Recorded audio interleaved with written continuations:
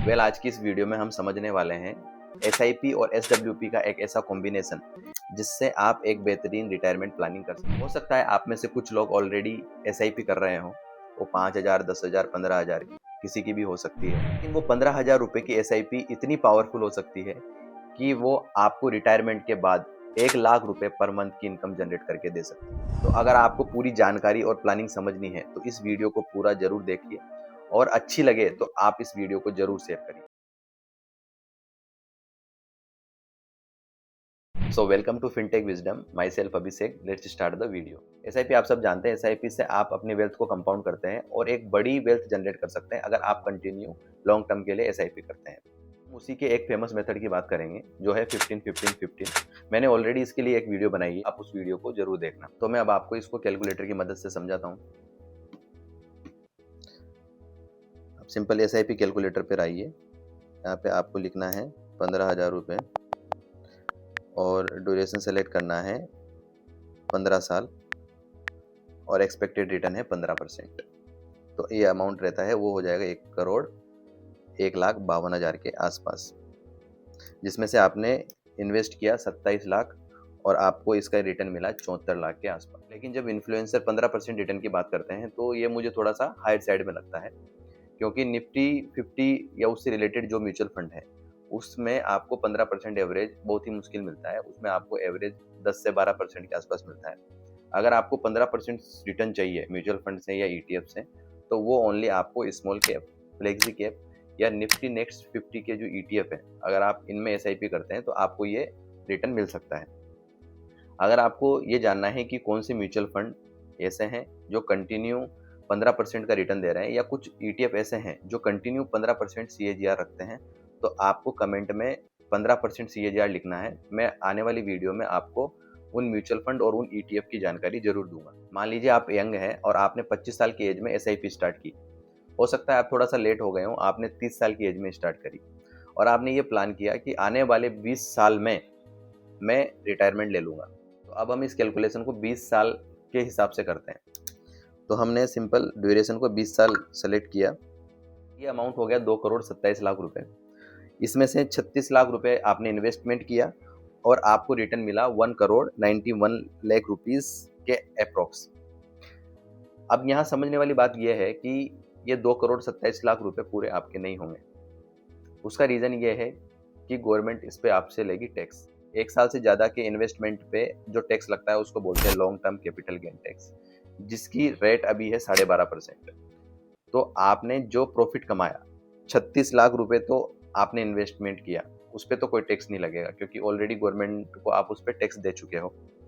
जो आपने रिटर्न प्राप्त किया 1,91,00,000 रुपए का, उस पर आपको 12.5% टैक्स देना पड़ेगा। तो हम उसको थोड़ा कैलकुलेट कर लेते हैं।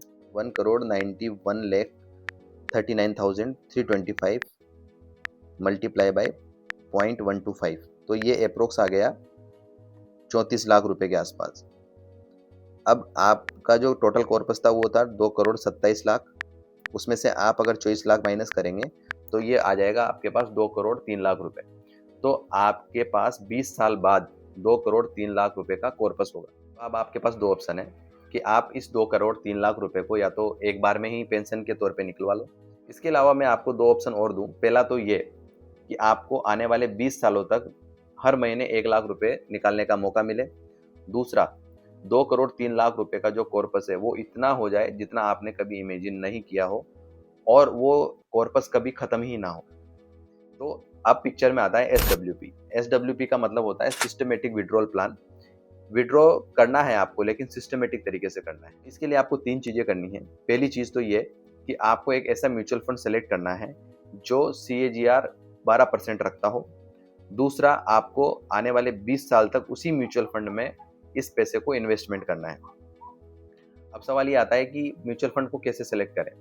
तो म्यूचुअल फंड की कुछ कैटेगरीज है, मैं आपको दिखाता हूँ।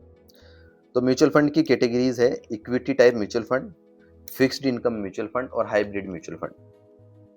इक्विटी म्यूचुअल फंड वो म्यूचुअल फंड होते हैं जिनमें रिस्क सबसे ज़्यादा होता है, जैसे हो गए स्मॉल कैप हो गए, मिड कैप हो गए, फ्लेक्सी कैप हो गए, जिनमें बहुत ज़्यादा ही रिस्क रहता है। उसमें रिटर्न भी ज़्यादा रहता है तो रिस्क भी ज़्यादा रहता है। उसके बाद आते हैं फिक्स्ड फंड। फिक्स्ड फंड वो फंड होते हैं जो डेट फंड होते हैं जिनमें हमें एफडी के आसपास का रिटर्न मिलता है। तीसरी कैटेगरी इन दोनों के बीच की होती है, उसको बोलते हैं हाइब्रिड फंड। हाइब्रिड फंड में जो एवरेज रिटर्न होता है वो 10, 12, 13% के आसपास आपको मिलता है। अब हर आदमी रिटायरमेंट के टाइम पे ये चाहेगा कि वो अपना पैसा ऐसी जगह डाले जहाँ रिस्क सबसे कम हो और उसको हाई रिटर्न ना मिले लेकिन एवरेज 12%, 11% के आसपास उसको रिटर्न मिल जाए। मैं आपको दिखा देता हूँ कि इक्विटी, फिक्स्ड इनकम और जो हाइब्रिड फंड है उनके म्यूचुअल फंड का एवरेज रिटर्न कितना रहता है। जब आप इक्विटी में स्मॉल कैप में क्लिक करेंगे तो आपको एक्सिस स्मॉल कैप जो 19% का रिटर्न है, एसबीआई स्मॉल कैप जो 15% का रिटर्न है, तो ये 15-16% के आसपास रिटर्न देते हैं। फिक्स्ड इनकम वाले जो फंड हैं उनमें ओवरनाइट पे क्लिक करें तो आपको दिखेगा कि 3 साल का CAGR है 6%, ICICI का है 6.4% और HDFC का 6.4%, तो एवरेज ये रहता है। उसके बाद हाइब्रिड पे आएँ तो हाइब्रिड पे आपको दिखेगा सुंदरम एग्रेसिव जो है वो है 14% के आसपास, कैनेरा रोबेको है वो है 15% के आसपास।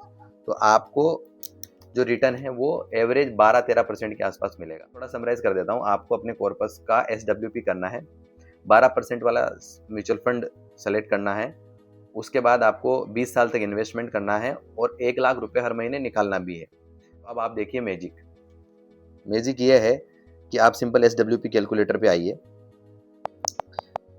टोटल इन्वेस्टमेंट में अपना कॉर्पस डालिए 2 करोड़ 3 लाख रुपए, उसके बाद विड्रॉ पर मंथ में 1 लाख रुपए आ जाएगा, 1 लाख रुपए, और एक्सपेक्टेड रिटर्न हमने 12% का पकड़ा है, ठीक है। उसके बाद टाइम पीरियड 20 साल तक। अब मैं इस वीडियो को थोड़ा पॉज करता हूँ और आपको मैजिक दिखाता हूँ। ये अमाउंट हो जाएगा 12 करोड़ 12 लाख रुपए। तो आप समझिए कि आपने हर महीने 1 लाख रुपए भी निकाले, 12 महीने के हो गए 12 लाख और 20 साल के हो गए 2 करोड़ 40 लाख रुपए। आपका अमाउंट था 2 करोड़ 3 लाख रुपए। आपने 2 करोड़ 40 लाख रुपए तो निकाल लिए, उसके अलावा भी 20 साल बाद आपका जो कॉर्पस है वो हो चुका है 12 करोड़। अब आप सोचिए अगर इसी को ही आप आगे भी कंटिन्यू करते हैं तो ये सब आपके इमेजिनेशन से बाहर हो जाएगा। तो really this is very interesting and this is reality. Well, इस वीडियो में बस इतना ही था। आपको अपनी इन्वेस्टमेंट को कंटिन्यू रखना है, लॉन्ग टर्म में डेफिनेटली आपको अच्छा रिटर्न ही मिलेगा। अगर आपके और भी कुछ सवाल है तो आप कमेंट बॉक्स में पूछ सकते हैं। आप इस वीडियो को अपने दोस्तों के साथ भी शेयर कर सकते हैं ताकि वो भी अर्ली एज से ही अपने रिटायरमेंट की अच्छी प्लानिंग कर पाएँ। Finally subscribe the channel and press the bell icon. Thank you.